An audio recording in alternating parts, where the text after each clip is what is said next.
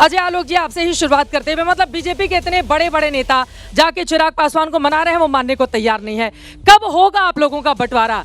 NDA में ये हाल क्यों हो गया है आप लोगों का? कोई ऐसा हाल नहीं हुआ है। 8 तारीख है आज, 10 से नामांकन शुरू होगा, 10 को हमारी पहली लिस्ट आ जाएगी। झंझट कहाँ है? झंझट तो आप लोग कर रही है कि वो 22 मांग रहे हैं तो वो 35 मांग रहे हैं तो हम 22 दे रहे हैं, हम 18। किसने आपको कान में से बोल दिया है? ये आरजेडी थोड़ी ना है, या महागठबंधन थोड़ी ना है जहाँ लट्ठम चल रहा है। कभी लालू जी की बड़े बड़े नेता जाके मना रहे हैं। कोई मना नहीं रहा है, बात कर रहे हैं भाई, बात कर रहे हैं। सिर्फ सीटों की बात नहीं कर रहे हैं। हम जब घोषणा करेंगे तो सिर्फ सीट शेयरिंग नहीं, कौन सी सीट पे कौन लड़ेगा ये भी बता देंगे, और कैंडिडेट भी 1 दिन के अंदर दे देंगे। 1 दिन के अंदर, मतलब माना जाए 24 घंटे में हो जाएगा ऐलान। आज 8 तारीख है, मैं कह रहा हूँ 10 तारीख को आपको हमारे कैंडिडेट की लिस्ट आनी शुरू हो जाएगी। अब वो मान रहे हैं ना आपसे 36 सीटें उनकी ओर से डिमांड की गई हैं। मुझे नहीं पता। हाँ, मुझे पता है, इसलिए कह रही हूँ। तो ये आपका न्यूज़ है, आप जानिए, मुझे नहीं पता है। यही तो दिलचस्प है, मीडिया वाला हमारे पास पूरी खबर रहती है, बीजेपी के लोग गोलमोल कर देते हैं। आप लोग क्यों आरजेडी को इतनी आंखें दिखा रहे हैं? 70 पे लड़े थे, 19 जीते थे, इस बार वो कह रही है 50 से ज्यादा देंगे नहीं। कांग्रेस पार्टी कितने पर लड़ना चाहती है? आप लोगों का ये जो फॉर्मूला है ये कब तक पटल पर आ जाएगा, बताइए। बिल्कुल सार्थक दिशा में बातचीत चल रही है, और आप देखेंगे हमारा गठबंधन बहुत ही एकजुटता के साथ चुनाव लड़ेगा।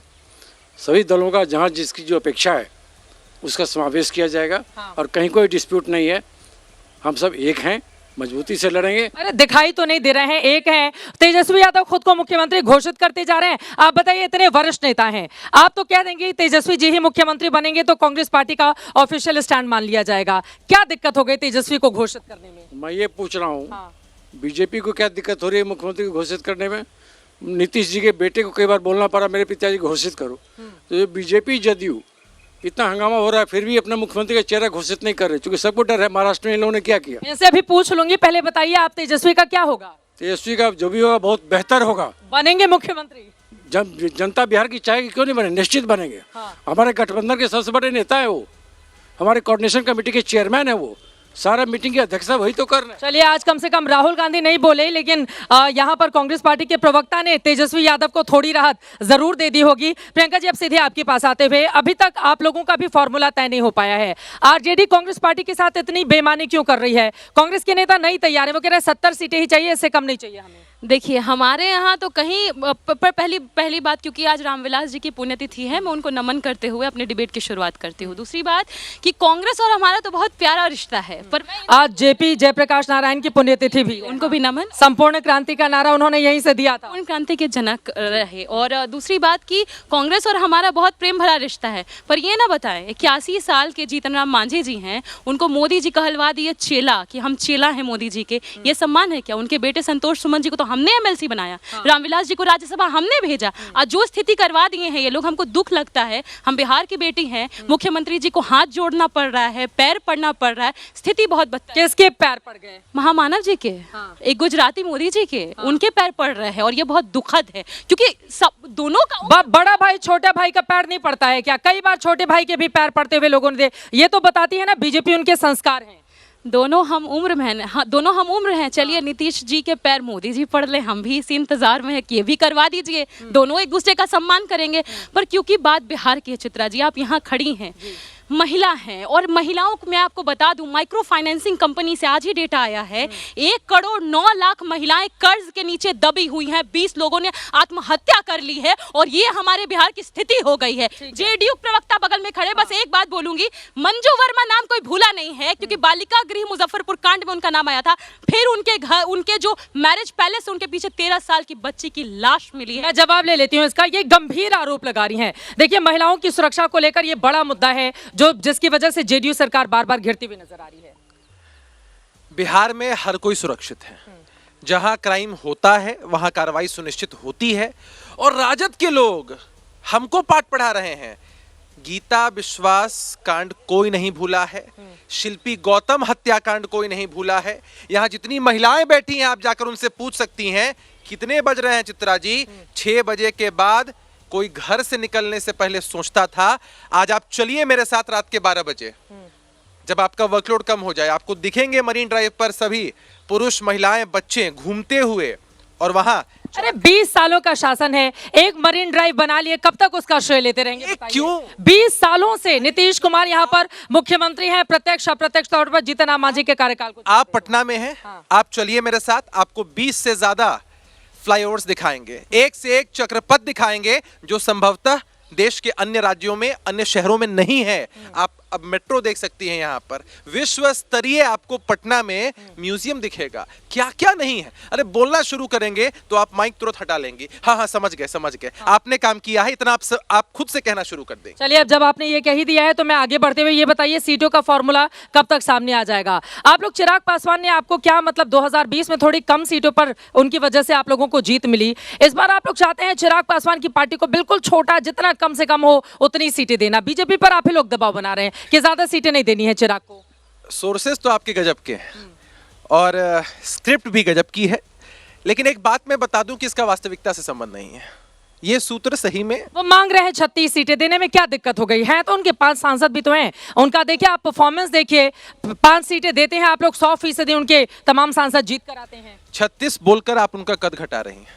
अगर मांगना ही होगा तो 40, 45, 50 बोलिए, कद के हिसाब से बोलिए। होगा कितना, मिलेगा कितना, लड़ेंगे कितना, ये तो गठबंधन के वरिष्ठ नेता तय कर लेंगे। और देखिए चित्रा जी, हर पार्टी चाहती है कि उनको अधिक से अधिक सीटें मिले, हर पार्टी चाहती है कि उनका नेता सर्वोच्च पद तक जाए, लेकिन जब हम गठबंधन में होते हैं तो त्याग, तपस्या, समर्पण सबको दिखाना। अब ये सारा त्याग और तपस्या आपके गठबंधन के साथी ही क्यों करे, इस सवाल पे मैं आऊंगी, लेकिन जनसुराज को लेकर बार बार देखिए आपस में इन लोगों का तालमेल है, बड़ा गठबंधन है, वहां पर ये लोग मजबूती से चुनाव प्रचार भी कर रहे हैं और कह रहे हैं कि परिवार का झगड़ा है, सुलझा लिया जाएगा। जनसुराज इन सबके बीच में कहां खड़ी हुई है? आप चित्रा जी बहुत बड़ी पत्रकार हैं, आप बताइए कि बिहार की जनता को कब तक झेलवाइएगा आप? राजद गाली देगी जेडीयू को, जेडीयू गाली देंगे राजद को। आज नीतीश जी हाथ फैला दें तो तेजस्वी जी गोद में आकर बोलेंगे कि महापुरुष हैं, बिहार स्कॉटलैंड हो गया है। अरे आपके भी नेता ने कभी महापुरुष बताया था ना नीतीश कुमार को। जवाब दे रहे हैं आप। हाँ, तो फिर तो तीनों एक ही हो गए। सुनिए तीनों एक ही हो गए, तीनों का इतिहास एक ही सुनिए, हो गया। आप इस बड़ी पार्टी के पास जा रहे हैं। 40 साल से बिहार इस देश का सबसे गरीब राज्य है, ताली बजवा लीजिए, नहीं बदला है।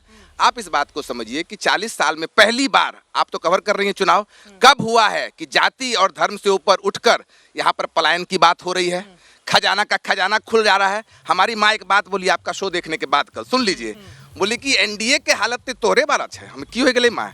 बोले गणित में तो बोले रही कि खूब मेहनत कर रही है, लेकिन 8वीं में वह नंबर, 9वीं में वह नंबर, 10वीं में वह नंबर। तो एनडीए बोले कि 20 साल से खूब प्रयास कर रही है, लेकिन 2005 में सबसे गरीब राज्य बिहार है, 2015 में सबसे गरीब राज्य बिहार, और 2025 में भी सबसे गरीब राज्य बिहार, प्रति आय व्यक्ति इनकम सबसे कम यही। तो जब ये 2015 में सबसे गरीब राज्य बिहार था तो प्रशांत किशोर क्यों नारा देने गए कि बिहार में बहार है, नीतीश कुमार हैं? उन्हीं का दिया हुआ नारा है ना? बाबा साहब अम्बेडकर कह के गए, इसलिए दिए। बाबा साहब अम्बेडकर नीतीश कुमार को, अरे आप क्या मतलब? आप माइक मत हटाइए, माइक मत हटाइए। देखिए हम लोग छोटी पार्टी हैं, लेकिन 14 नवंबर को बच्चों के दिन, चिल्ड्रंस डे, हम लोग जीत कर आ रहे हैं, बता रहे हैं। बाबा साहब ने कहा कि 5 साल किसी पार्टी को मदद कीजिए। 2014 में जो नीतीश कुमार थे और 2025 में अंतर नहीं, आप बता दीजिए, अंतर नहीं है। 2014 में नीतीश कुमार को पूरा भारत मान रहा था कि सुशासन बाबू हैं, और 2025 में देख लीजिए, 2014 में पूरा भारत मानता तो 2 सीटों पर लोकसभा में कैसे आ जाते? जब रेल दुर्घटना हुई तो नैतिक आधार पे उन्होंने वो कर दिया कि रिजाइन कर दिया, और अभी लोग मर रहे हैं, जेबी में हाथ डालकर बोल रहे हैं कि जो पिएगा वो मरेगा। कोविड में नीतीश जी 1 महीना अपने घर से बाहर नहीं निकले, तो भाई लोकतंत्र में जब वो अच्छा कर रहे थे तो उनको समर्थन दिए। मैं जेडीयू के कर रहे हैं, लेकिन उसके पहले एक बार जल्दी से हम के प्रवक्ता हमारे साथ विजय यादव जी जुड़े हुए हैं, इनसे टिप्पणी ले लेती हूँ। आप लोग में मतलब ये क्या, आज मैं कविता जो उनकी ओर से, ये जो पंक्तियां हैं रामधारी सिंह दिनकर की, हो न्याय अगर तो आधा दो, यदि उसमें भी कोई बाधा हो तो दे दो, केवल 15 ग्राम रखो अपनी धरती तमाम, हम वही खुशी से खाएंगे पर जन पे हंसी नहीं उठाएंगे। सीधे ही मांग लेते बीजेपी से कि 15 सीटें, कविता के जरिए इनडायरेक्टली क्यों बोलना पड़ा है? सुन नहीं रहे हैं क्या ये लोग? देखिए बताइए, दिनकर जी की कविता भी आपने बदल दी है। कविता के जरिए, और ऐसे भी हमारे केंद्रीय मंत्री श्री जीतनराम मांझी जी स्पष्ट कर रहे हैं कि 15 सीट मुझे मिलनी चाहिए। 15 सीट मिलेगी तो मैं 8-10 सीट जीत के आता हूँ, तो मेरी पार्टी की जो मान्यता खतरे में पड़ रही है वो बरकरार रहेगा। अब देखिए, आपकी पार्टी की मान्यता ही खतरे में पड़ रही है अगर इतनी सीटें नहीं मिलेंगी तो। देखिए कम से कम पार्टी की मान्यता बचाने के लिए 6% वोट चाहिए, तो हम पार्टी के साथ यही मजबूरियां हैं। यदि इस 15 सीट से कम देते हैं तो हम लोग की कठिनाइयां होती है। इसलिए मांझी जी डंके के चोट पर कहे कि कम से कम मुझे कहा डंके की चोट पर हो तो दिनकर जी की कविता भी बदल दे रहे हैं। डंके की चोट पर यह होता है ना 15 सीटें दें नहीं तो हम नहीं जाएंगे उनके साथ। कहाँ डायरेक्टली बोल रहे हैं? डंके के चोट पर वो कहे कि 15 सीट दे, यदि आप एक भी सीट नहीं दीजिएगा तो मैं एनडीए गठबंधन में हूँ, एनडीए गठबंधन के 243 सीट जितवाने का काम करूंगा। तो इसमें गलत कहाँ वो बोले हैं? करेंगे मतलब अरे मांझी जी त्याग कर देंगे। क्या करेंगे? हाँ।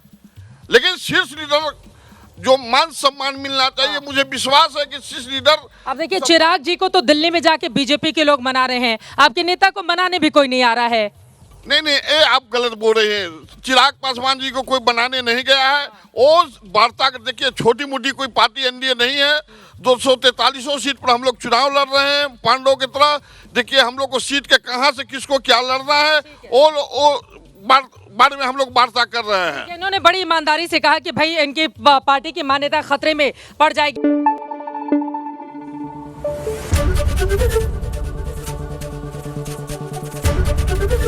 एबीपी न्यूज आपको रखे आगे।